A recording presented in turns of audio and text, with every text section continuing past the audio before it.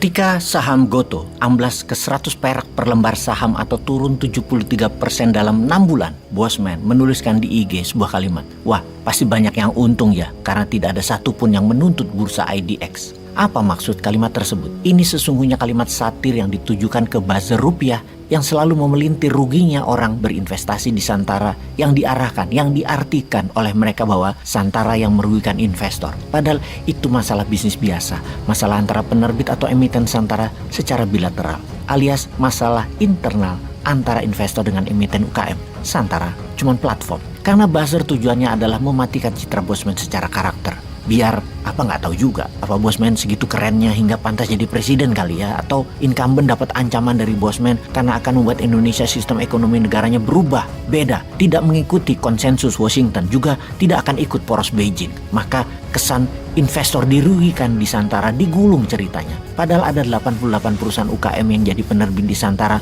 ada 43.000 investor lainnya yang tidak merasakan kerugian atas turunnya saham atau ruginya usaha UKM yang mereka pilih tidak diberitakan. Ada beberapa yang komplain digoreng buzzer terus. Sekedar mengingatkan kepada buzzer pecinta rupiah yang tidak punya harga diri apalagi jiwa nasionalis yang kerjanya membelah warga negara bangsa Indonesia bahwa kenapa lu nggak serang IDX coy? Nggak ada yang bayarin ya? Kacian deh lu. Ya udah Bosman aja yang terus diserang. Anak lu, bini lu, peliharaan lu perlu cuan kan, pakai aja Bosman. Hitung-hitung amal bagi Bosman. Gak baperan kita mah, kasihan malah iya sama buzzer rupiah itu. Namun apapun itu, bagi manajemen Santara adalah sebuah masukan. Masukan untuk improvisasi. Pastinya Santara ada salahnya dan kita minta maaf untuk itu dan berjanji terus memperbaiki. Mungkin kesalahan Santara adalah tidak teliti menyeleksi bisnis UKM secara detail dan membuat investor main beli sahamnya UKM tersebut tanpa pengawasan rinci, yang mana ketika karena efek pandemi UKM tersebut merugi,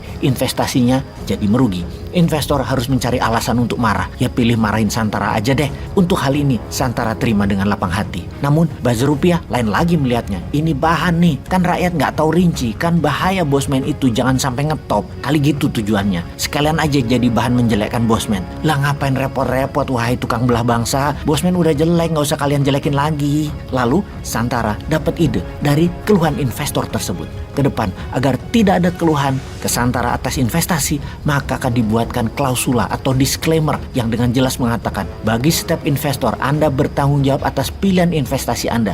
Teliti dan seleksi saham perusahaan UMKM Anda yang Anda pilih, karena menjadi tanggung jawab 100% atas pilihan Anda tersebut adalah Anda sendiri. Dan bagi calon penerbit kalimatnya adalah penerbit bertanggung jawab langsung atas investasi yang diberikan kepada penerbit oleh investor. Apa isi dari white paper atau prospektus adalah 100% benar dan bisa dipertanggungjawabkan baik secara administrasi, akunting maupun dari sisi hukum. Nah, dengan demikian, dengan adanya dua klausul tersebut, dua disclaimer tersebut, para pihak menjadi jelas bertanggung jawab dan resiko masing-masing menanggungnya. Mengingat saat ini di deposito di bank ada dana mengendap lebih dari 5.000 triliun rupiah. Mengingat ada 5 juta UKM kelas menengah di Indonesia yang mana 5% sampai 10%-nya siap ekspansi memerlukan dana. Menimbang bahwa deposito bank hanya sekitar 4%-an setahun. Menimbang beberapa pendapat bahwa bunga bank adalah riba. Menimbang bisnis dengan UKM secara urun dana adalah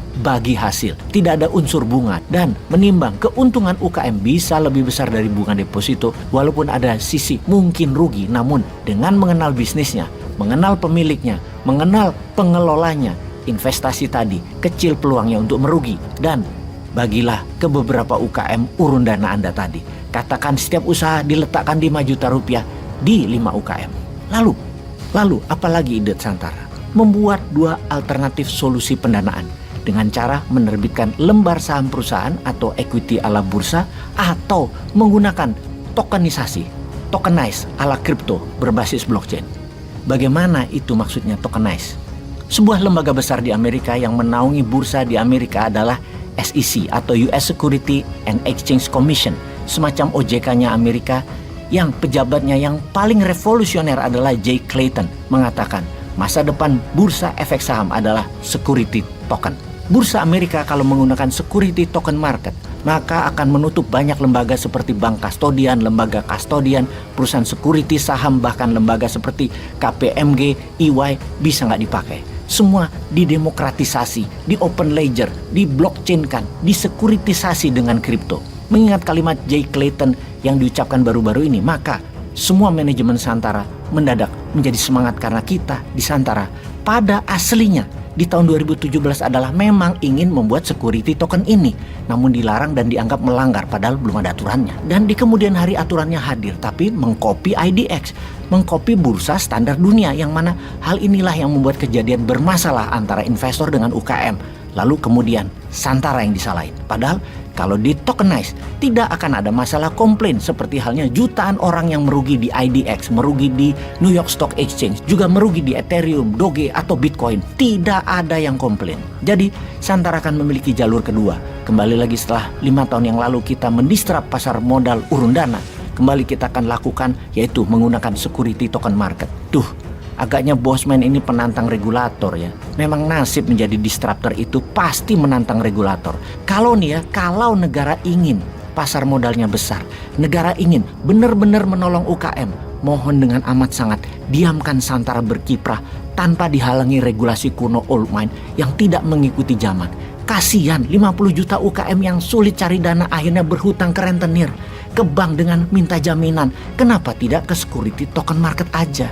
Santara sih berani-berani aja. Lah memang komitmennya ingin membantu UKM dan ingin membuat investor mengembangkan uangnya di tempat produktif, di sektor real.